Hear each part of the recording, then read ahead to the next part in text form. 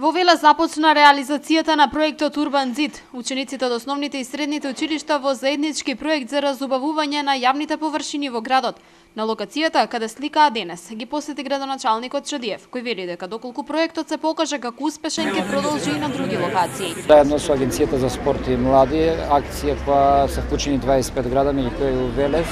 Денеска може да ги видиме креативните работи на нашите ученици од сите средни училишта. На овој проект кој што ги одразува способностите и квалитетот на нашите ученици кои не се професионални, кои не се занимаваат професионално со ликовна уметност, меѓутоа очигледно дека со она што можам да го видам, професорите добро ги подготвиле и веќе овој дел на градот добива еден нов лик и јас очекувам дека овој проект ќе продолжи и понатаму. Професорите по ликовна уметност под чие менторство се одвива проектот дадоа максимална поддршка за истиот. Велат дека на овој начин учениците ја развиваат креативноста и даваат свој допринос во разубавувањето на градот. Работиме хроматско-ахроматска композиција, насловена Еднаквост.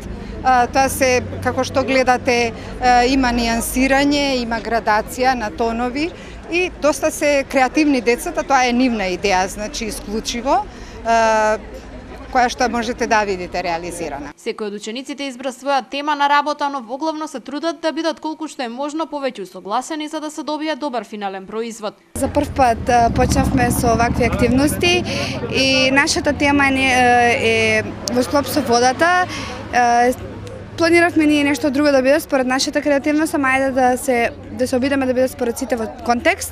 И ние почнавме со линии да испадне како бран, нешто да асоцира како метафорично на чувството на човекот. Чувството е, значи, не може необјаснимо, за оној што сака да го црта, тој што го знае, може да го прави и мислам дури тој што не сака, мислам тој што не може да се обиде, сепак убаво е. Изработуваме композиција која се нарекува Еднаквост.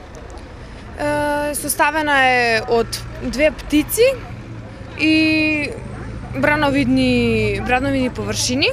На овој начин сметаат надлежните. Учениците ќе работат на својата креативност без при тоа да оштетат било каков вид на објект, а во исто време одредени површини во градот ќе добијат комплетно поинаков урбан лик.